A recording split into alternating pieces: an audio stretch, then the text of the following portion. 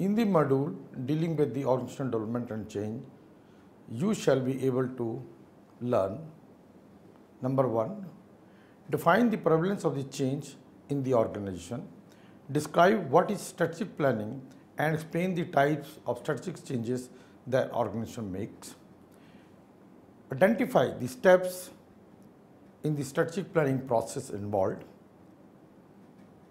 know why people are resistant to change often and how this resistance can be overcome by the people with the efforts. And finally, in this module, you will apply major organizational development techniques that can be used as on today in the organization. Carl Levin is widely recognized as the founding father of organizational development, although he died before the concept became current in the middle 1950s. From Levin's came the ideas of group dynamics and action research, which underpin the OD process as well as providing its collaborative consultant-client ethos. Institutionally, Levin founded the Research Center for the Group Dynamics, widely known as RGD, at MIT, which moved to Michigan after the death of Carl Levin. RCGD colleagues were among those who founded the National Training Laboratory known as NTL, from which the T groups and the group-based organizational development emerged. Carl Levin played a key role in the evolution of organizational development as it is known in today's time. Douglas McGuire and Richard Bachardt, while consulting together at General Mills in the 1950s, the two coined the term organizational development (OD) to describe an innovative bottom-up change effort that fit no traditional consulting categories known as on today. Organizational changes can be seen everywhere in each and every corner of the world. The collaborative and mergers as well as entrance of new MNC companies, multinational companies known as, are changing the total scenario of the organizations. The business world is not as same as it was earlier. For example, auto industry is going through with several mergers such as Volvo merged with Ford,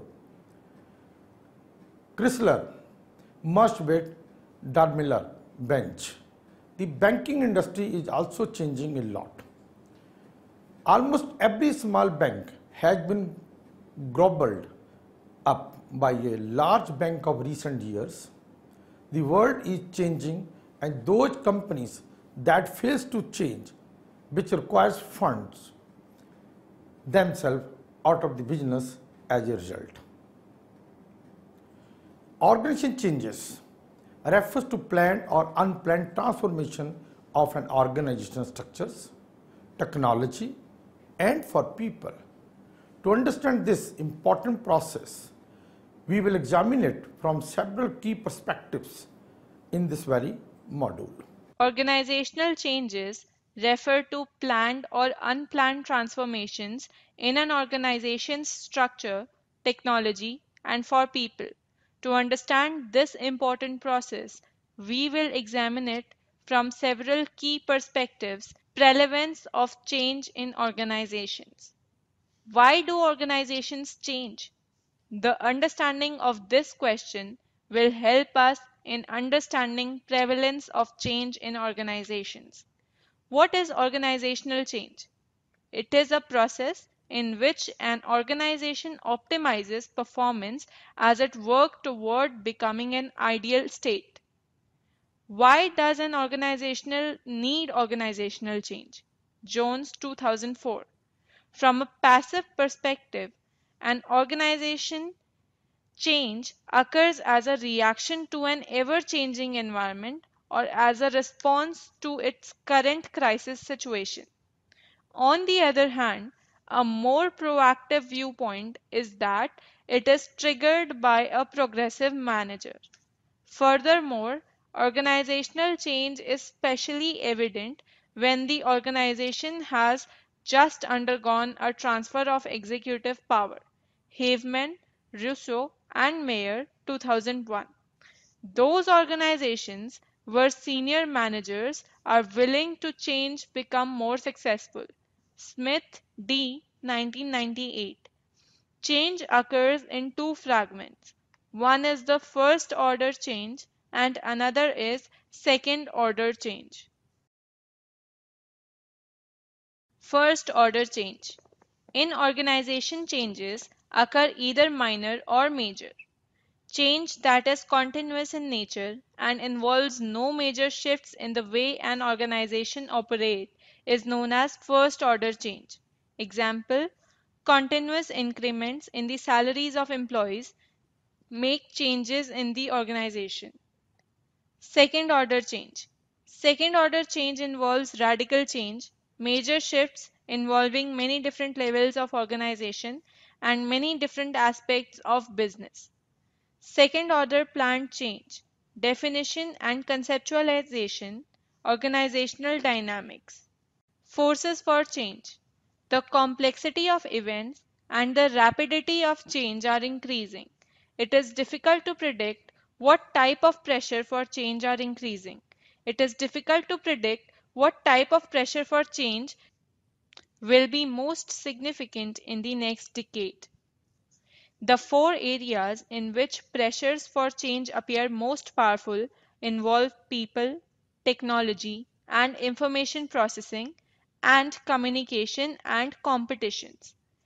Organizational change are required at three places: structure, technology, and people.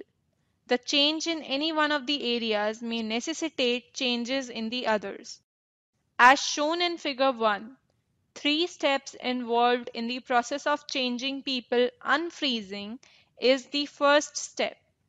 At this stage, management need to identify that the present behavior of people in the organizational environment is not desirable. They recognize the current state of affairs. The changes can be due to serious financial crisis, strike, or a major lawsuit. Sometimes people create a sense of urgency that a change is required. They introduce the idea that there is an impending crisis, although conditions are in reality currently acceptable. This approach is known as doomsday management. This process helps in effectively unfreezing people, stimulating change before it's too late to do any good. Changing may occur after unfreezing. This step occurs when some planned attempts is made to create a more desirable state for the organization and its members. The changes could be major, such as restructuring, or minor, such as a change in a training program. The final stage is refreezing. It occurs when the changes made are incorporated into the employee's thinking and the organization's operations, so that people can adopt new ways of thinking and attitude towards the things and can give changed dimensions to the original system. Change in people. The effectiveness of organization is extremely dependent on the behavior performance of the people working within them. People have so many excuses for coming late is an example of the attitudinal behavior of the people.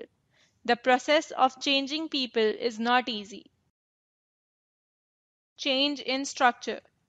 Changes in the organizational structure incorporate modifying rules, responsibilities, and procedures. Changing the organization from a decentralized to a centralization one is the way by which changes are implemented in an effective way in response to a problem. Major structural changes can be done by creating more departments, altering the number of employees, reducing the number of supervisors. Other simpler changes could be changing someone's job description or the written procedures and policies. change in technology. The widespread of information technology is one of the major behind the changes in the organizations. The latest technologies reduce time and dissolve distances. Nowadays, e-business, e-commerce, finance becomes the common things. Internet reduce the expanses behind the exchanges of information within as well as outside the organization. Suppliers are hooked up to computer-based networks called intrants to accelerate just-in-time delivery of goods. The emerging computer technologies have introduced tremendous opportunities for business because of things corporate leaders rethink about the changing needs for competencies and expectations. It facilitates knowledge management and telecommuting. Forces behind unplanned organizational change. Organizations required to adapt the challenges thrown up by technology and widely changing prepare strategies for changing, but sometimes the changes are sudden. Such changes are due to the changes in demographic composition of the workforce, performance gaps, government regulations, and international competitions. The phenomena of unplanned change refers to shifts in organizational activities due to forces that are external in nature, those beyond an organizational control. Shifting employee demographics. It is easy to see how, even within your own lifetime, the composition of workforce has changed. American workforce is now more highly diverse than ever. The people who are concerned with the long-term operation of organizations, these are not only sociological trends but shifting conditions that forces organizations to change. Performance gap. Performance gap refers to the gap between real and expected level of organizational performance. In response to the poor performance, organizations need to change. A performance gap is one of the key factors providing an impetus for original innovation. Government regulations. Policies produce prominent effects on the organizations and led them to change.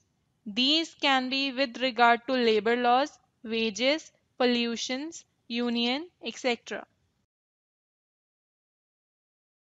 Global competition. The economic competition forces organizations to change effectively if they want to survive. Nowadays, organizations need to maintain their shares of market, advertise more effectively, and produce goods less expensively. Liberalization and globalization led to the competition comes from all over the world. Example, Japanese automobile companies are meeting the demands for small and good quality cars and lagging Americans behind in the competition. Similar to the field of electronic. Because of rapidly changing growth in globalization, only the most adaptive organizations can survive. Changing economic conditions. Sometimes, due to economic pressures and seasonal fluctuations in the business cycle, companies have to announce layoffs, whereas sometimes unforeseen situations produce changes in the company's economic growth. In another example, the terrorist attacks of September 11 led companies to cut costs. Several travel related companies cut costs. Several travel related companies, aerospace industries, airlines, and hotels confronted with big lose. Advances in technology. Companies come across with operational changes due to the advances in technology. Earlier, only pocket calculators were there, but the progressive advancement in the field of technology, nowadays people are having microcomputers, laptops. Technology has produced a remarkable change in the field of communication, reduced the time lag between the discharge of the message and receipt of the same message. Teleconferencing, virtual conferences taken away the barriers imposed by the distance in terms of space and time. Internal technology transformed the way many people work. High-tech business methods bring tremendous change in the organization. Strategic planning. Organizations mobilize themselves towards change to keep themselves fit in the rapidly growing and changing world. Some changes are unplanned, but most of the changes are made through strategic planning. Strategic planning is the process of formulating, implementing, and evaluating decisions that enables an organization to achieve its objectives. There are three fundamental assumptions about strategic plans. First, to compete with the new competitors and for the advance of organization, companies need to make radical changes in the organization, such as changing policies and nature of business, etc. For strategic planning, conscious decisions are made. Second, new strategies are needed when the companies feel difficulty as achieving the desired objectives. New strategies are formulated to turn things around. Third, new organizational objectives require new strategic plan. Various parts of the organization are all interdependent. The new strategic plan is likely to involve all functions and level of organization.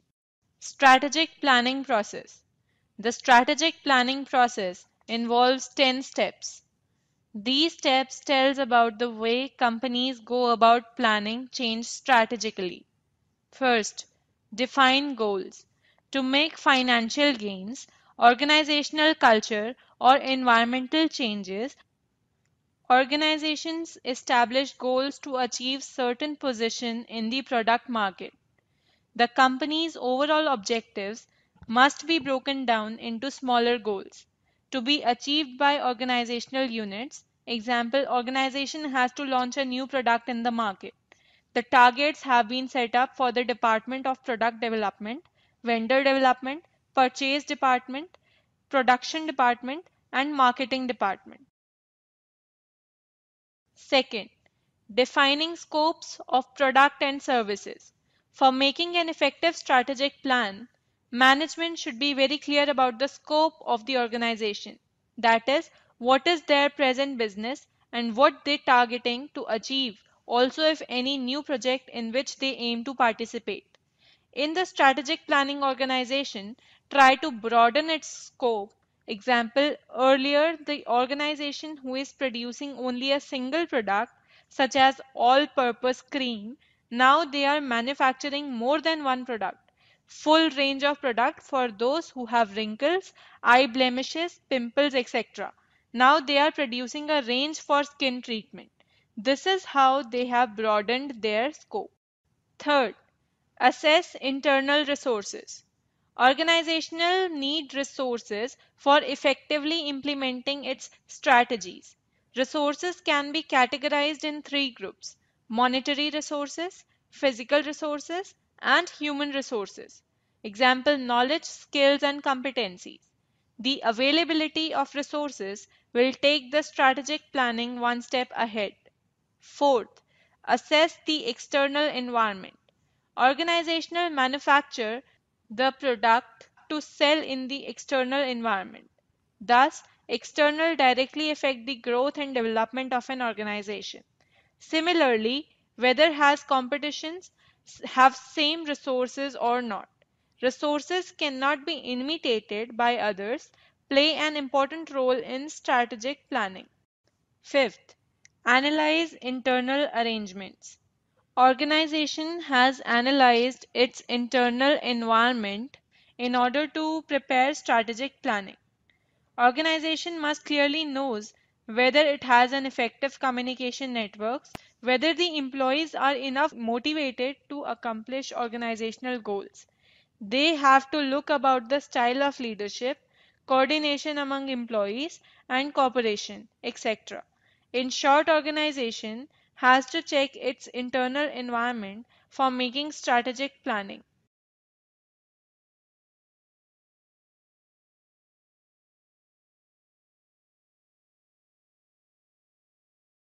Sixth, assess competitive advantage.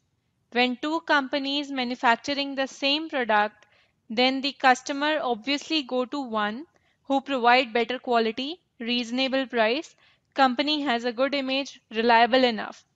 The organization that wins the faith of his customer will have competitive advantage in the market. Seventh, develop a competitive strategy. Developing a competitive strategy is the way to achieve success for the organization. After doing the careful analysis of its resources and its competitive advantage, organizational leaders decide about how to achieve organizational goals. Some of the strategies used by the organizations are given in the table. 7. Resistance to change. People confronting with lot of problems in the present organizational system, but in spite of that they are afraid of changes. They fear that the change will make things even more worse, creates unwillingness to accept change. The process of organizational change should be implemented effectively and managed properly. The confidence of employees is must for making change.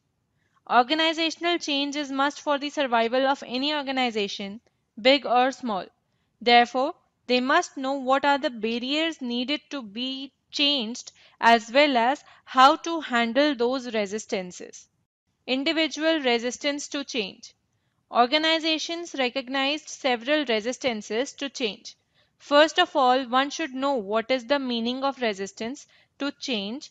It refers to the tendency for organizational employees to be unwilling to go along with organizational employees to be unwilling to go along with original changes, either because of individuals' fears of unknown or organizational impediments. There are several factors that make people resistant to change as described in the following section. Financial insecurity. People usually consider changes as threat to their jobs or result in a reduced pay. Fear of unknown. Employees do not like the disruption in their daily routines. They prefer to go by the same way at their jobs. It is rather difficult to prepare one's mind for unknown schedule.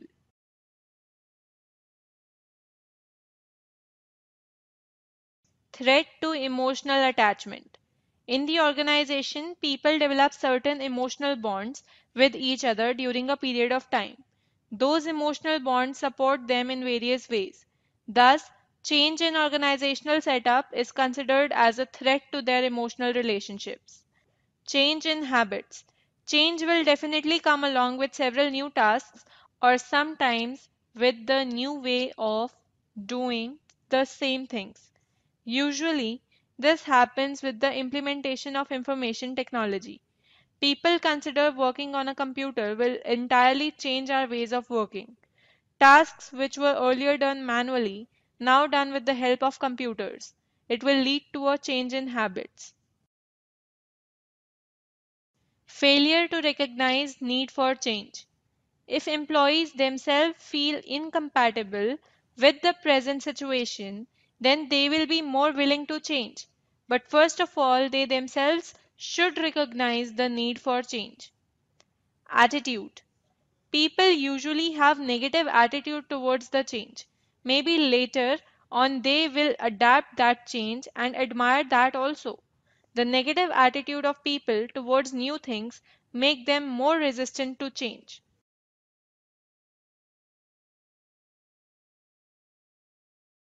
Organizational barrier to change.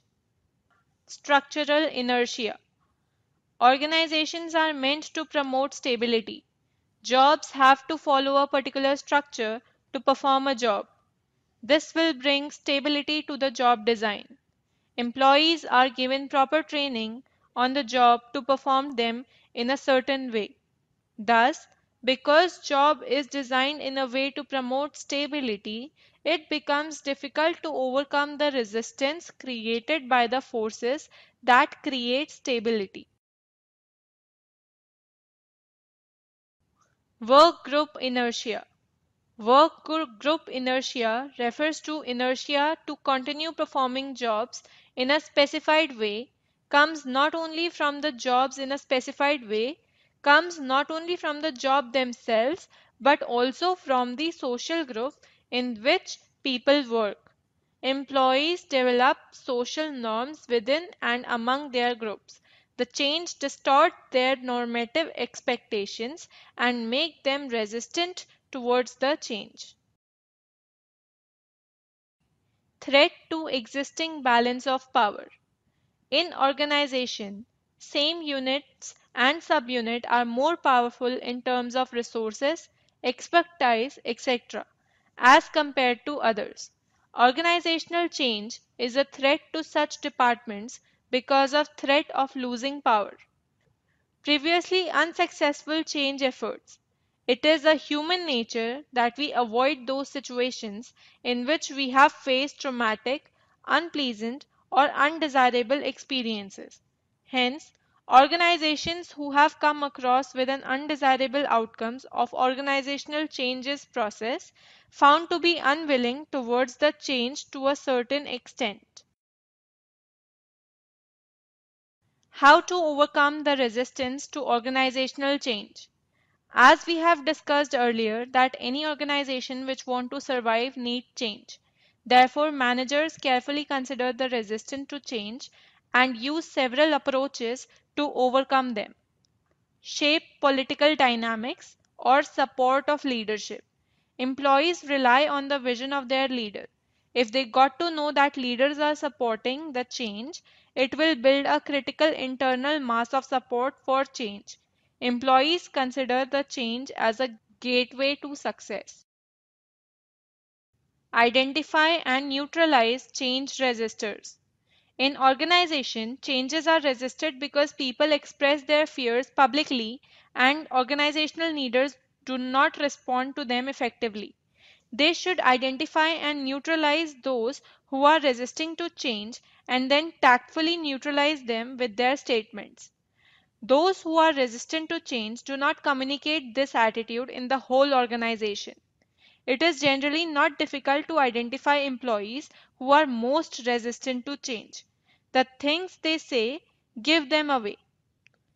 Unless such statements are immediately countered, they run the risk of spreading resistance further throughout the company.